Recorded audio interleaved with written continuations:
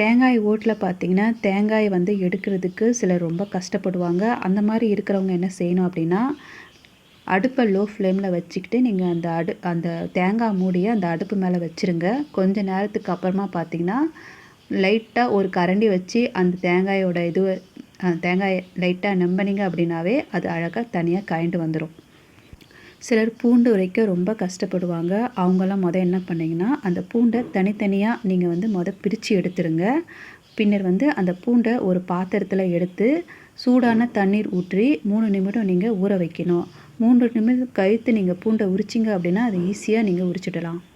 பாயாசம் செய்யும்போது பால் ஒரு வேளை திரிஞ்சு போயிடுச்சு அப்படின்னா, 2 சிட்டிகள் சமையல் சோடாவ நீங்க போட்டீங்க அப்படின்னா, திரிந்த பால் சரியாயிடும்.